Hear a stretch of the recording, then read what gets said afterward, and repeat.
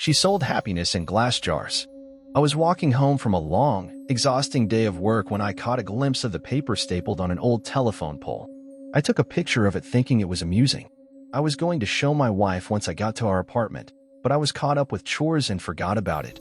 Dinner, dishes, laundry, packing a snack for our daughter, putting her to bed, then putting her toys away that she'd left out in the living room every night. It was the exact same routine. The next day, I awoke sleeping back-to-back with my wife.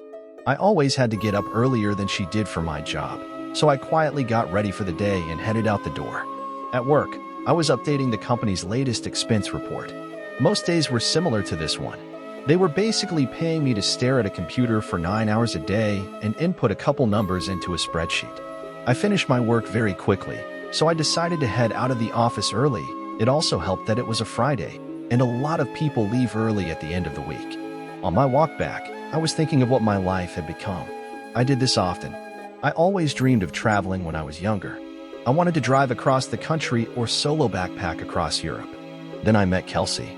Don't get me wrong, I loved Kelsey. I still do.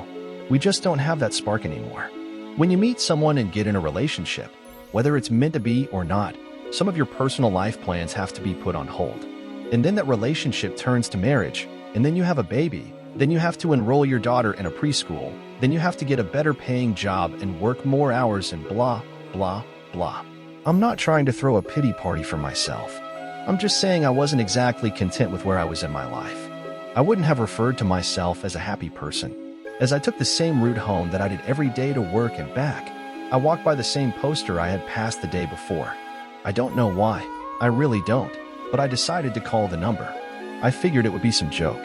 Maybe someone just picks up and says, "I love you," on the other end and hangs up. Or maybe it's a line to a sex worker. I had no idea what to expect. I called. It only rang once before someone picked up. "Hello," a woman said. Hi. I'm calling about your poster. You're at."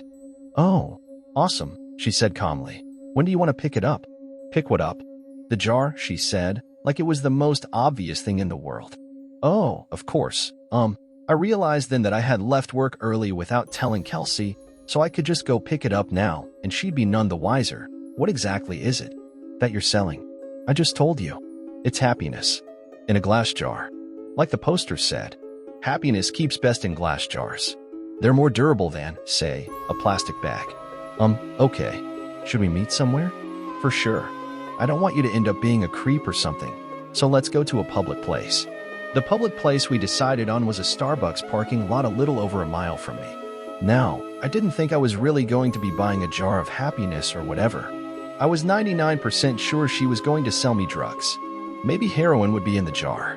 I remember thinking, oh no, happiness is probably a nickname for some street drug, and I'm going to a drug deal. What if she's a cop? Am I going to be arrested? But something inside me told me to keep walking, and so I did. I stood outside and texted her. "Me, I'm here." Her, asterisk cool. "Be there in a sec asterisk." Me, "What are you driving?" Her, silver Camry. And as her final text came through, I saw her car pull in. She took a spot not too far from where I stood. I could see there was no one else in the car, which put my kidnapping fear to rest. She opened her door and stood on the pavement, looking around until her eyes met mine. I gave her a little nod of acknowledgement. She simply responded by waving her hand, gesturing for me to come over to her car, so I did. She was young, maybe mid-20s, with curly, golden hair. Her skin was pale and contrasted with the all-black outfit she was wearing. I thought she looked like Glinda the Good Witch from The Wizard of Oz had put on the Wicked Witch's clothes. "Nice day out," she said as a greeting. "Oh, yeah it is. Hadn't really paid attention to it. You were the one that called about the jar, right?" "Yeah, that was me." "Cool, well, here you go." She handed me a very small, glass mason jar. It couldn't have been more than 2 inches tall. Inside of it was a light. Not a light bulb, just light. It was like someone bottled up sunshine. It glowed even in the mid-afternoon daylight. It looked like a tiny sun, or a tiny universe existing in this little crystal-walled home. I was admiring it with no attempt to hide the awe on my face. Pretty rad, isn't it? What is it? You've asked that, like, 3 different times, I think. My answer is still the same. It is happiness. Happiness in a glass jar. What do I do with it? Keep it, she said simply. If you have any problems, shoot me a text. She started to get into her car. Wait, I said. I thought you were selling this. How much is it? Don't worry, man, she said with a smile. You'll pay. She closed her door, and I stepped out of her way as she backed up, then drove off. What the hell had just happened?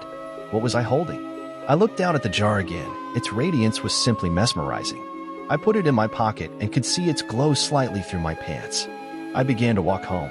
What was just a nice, sunny day quickly changed into a rainy one with clouds wrapping the sky. It was not forecasted that it would rain, or else I would have ridden the bus or subway to work that day. I jogged home trying not to get too drenched. I finally found shelter once I made it to my apartment building. I walked up to my door and found that my key wasn't on my key ring anymore. Shit, I can't believe I lost it again, I thought. I knocked on the door and said in a somewhat loud voice, Hey babe, it's me. I don't know what happened to my key. I heard the door being unlocked from the other side. When the door opened, I was greeted by a large, heavy-set man with greasy hair and unkempt goatee. He said, I think you got the wrong door, but... Oh, I said, disoriented. My bad. Sorry, have a good one. He let out a chuckle as he closed the door. Apartment number 33. I know that was my apartment. I know it was. I'd been in apartment 33 for 5 years now. But that was not my apartment. From what I could see inside, all the furniture was different. It was painted a different color. It was all wrong. I felt like I'd hit my head and was drugged. In that moment, nothing made sense. I pulled out my phone to call Kelsey so she could calm me down and tell me I just got confused for a second. But her contact wasn't in my phone. In fact, nothing was in my phone. I had no messages with her. No previous calls. No pictures. It was like my phone reset to its factory settings. Did that girl somehow switch my phone out when I wasn't looking? I would have just dialed Kelsey's number manually, but I couldn't quite remember it. I had known it by heart before, but not anymore. I needed to get back to the office. I had all my contacts backed up on my work computer. Since it was still raining, I hopped on the bus which had a stop right in front of the apartment complex.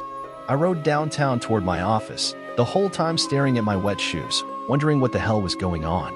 We have a keycard access to our building, so only authorized personnel can get inside. I always keep my access card in my wallet, always. But surprise, surprise, it wasn't there. I buzzed into the speaker we had for guests with appointments or employees as a backup in case anyone lost or forgot their card. Hey, this is Tim. I must have lost my card. My employee number is... I stopped as I drew a blank.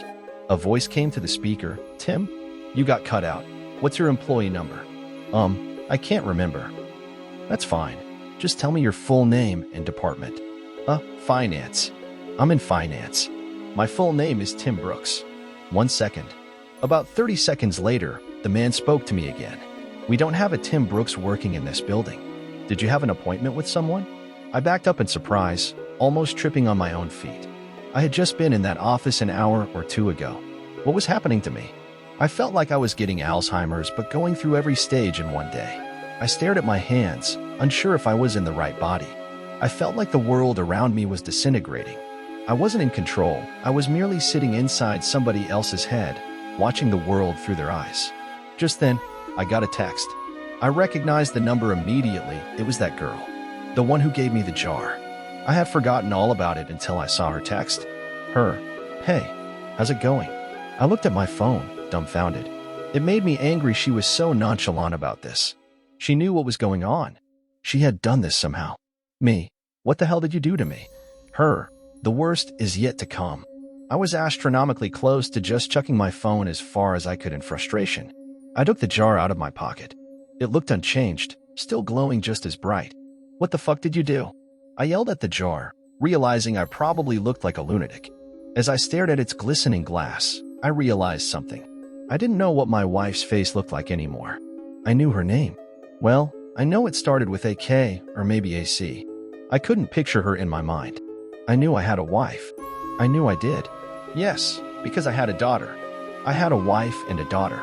I just couldn't remember their faces then, or their names, or their birthdays, or any memories I had with them. I know they existed. They did exist. I had just seen them that morning, right? I couldn't remember how she looked, or what she smelled like. What was our first date? We had a wedding, right? What about our first kiss? Or my daughter, or was it my son? Maybe I didn't even have a kid. But my wife, or girlfriend, she was real. I knew she was. The thought was tearing me apart. I couldn't see her in my head. I couldn't recall a single fact about her.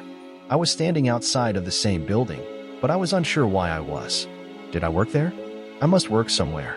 The rain was accompanied by a chilly wind now. It was whipping in my face, making my nose and cheeks sting. I wanted to go home. I wanted to be with her. I wanted to be warm. I wanted to go into a shitty office job that kept a roof over my head. I wanted it all. I was soaking wet. I was miserable. I couldn't remember my parents or my childhood. Did I even have any friends? Why was I in the rain? I looked down at my hand. I was still clutching the jar. The only memory of my entire life I could concretely remember was that girl giving it to me, telling me it was happiness. It did not bring happiness. It brought pain. It brought suffering. I was more miserable in that moment than I'd ever been. My phone buzzed. Break the jar, Tim. I looked at my other hand. With the setting sun and the rainy sky, I swear the jar glowed brighter than any streetlight near me. I didn't break it because I was following her instruction. I broke it because I was angry. I broke it because I was upset. I needed a release. I raised my arm above my head and brought it down with one swift motion, shattering the jar on the concrete beneath my feet. That dark, chilly air accompanying the rain spread away like it was the shockwave of a bomb going off, and I was at the epicenter. I saw the warm, yellow light from inside the jar spread rapidly across the ground and ascend into the sky. It was as if I was watching the beginnings of the universe being created, like God had just snapped his fingers and said, "Let there be light." I was engulfed in it. I could no longer see street or rain or anything dark. I felt like I was plummeting into a star going faster than the speed of light. It felt like sitting in front of a fire on a cold winter's night, but that warmth was covering every inch of my body. And then I blinked. Immediately, I could feel the sheets beneath me and my back barely touching my wife's. I was staring out the window. The morning light drenched through the glass and gleamed on my face. I stood from bed and grabbed my phone. It was Friday morning. I had one text. "Let me know if you ever need another jar. Called in sick to work." I snuck into my daughter's room and greeted her with a kiss and told her she didn't have to go to preschool today. We were going to have a family day. She smiled and stretched out her arms with a yawn before curling up and falling back asleep. I got back in bed and squeezed my wife tightly. I didn't let go for hours. Our daughter came into our room and woke us up eventually. She was jumping on the bed and shouting for us to wake up. Yesterday, I may have found that annoying. Yesterday, I may have found a lot of things annoying or monotonous or dull, but not today. Today, I pulled her under the covers in between me and Kelsey. Today was going to be a good day. Today, I was happy.